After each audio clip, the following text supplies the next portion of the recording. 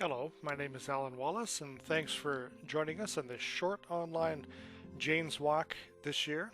We're going to take a brief look at residential density and the characteristics of good and other less desirable forms of density.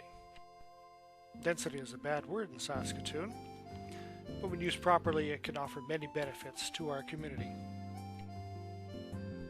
Overall, Saskatoon is a low density city compared to other cities, but the long-range plan is to increase density over time.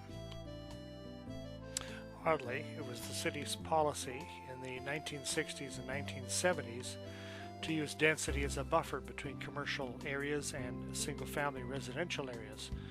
Fortunately, this practice was discontinued in the 1990s, and density is now used today more strategically. Density comes in many forms, starting with low-density multiple unit dwellings, such as low-rise apartments, 1 or 2 stories tall. They anywhere from 10 units to 20 units per acre.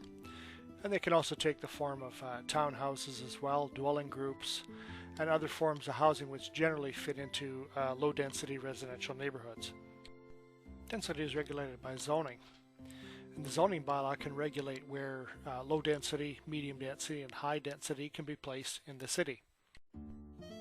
Medium density usually refers to multiple unit dwellings, which are anywhere from 20 units per acre to 35 units per acre.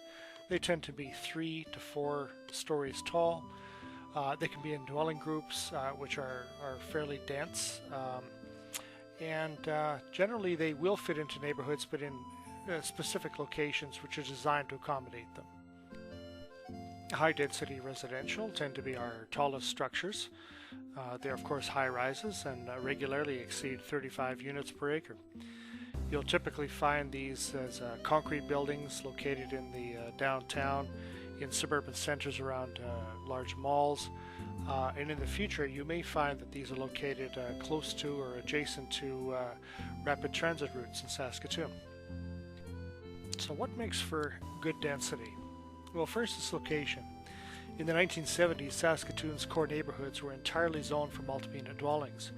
Council put a moratorium on new multiple unit and apartment developments after many poor apartment developments started to appear in our core neighborhoods. Good locations to support retail developments, such as our malls, Market Mall, Confederation Mall, Lawson Heights Mall, 8th Street, 22nd Street, and so on. Good location should also support transit. Many transit users live in multiple unit dwellings, and situating these types of dwellings adjacent to transit routes is simply good public policy. But perhaps the single most important aspect of good density is in the design.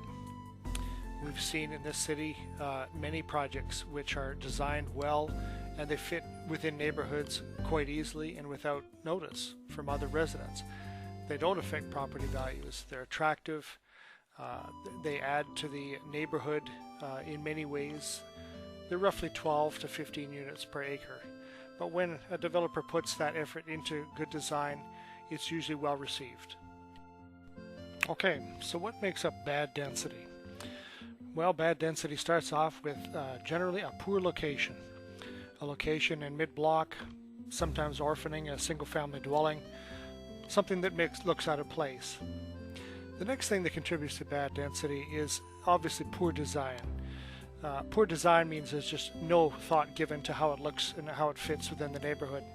When you couple poor location with poor design, that's when people really start to notice in the neighborhood, and that's when problems occur for City Council. And finally, some of the worst examples of density are just downright ugly. They really have no aesthetic value. They add nothing to the neighborhood. No thought was given to the effect it would have, and they lower property values in and around these types of developments. And in extreme cases, they can contribute to neighborhood decline. We really want to minimize these types of situations in Saskatoon. To sum up, density should be used to support the city's long-range strategic goals as articulated in their growth plan. The growth plan can be found on the city's website. I'd like to thank you for taking time to listen and support Jane's Walk in Saskatoon, and hope to see you in person next year.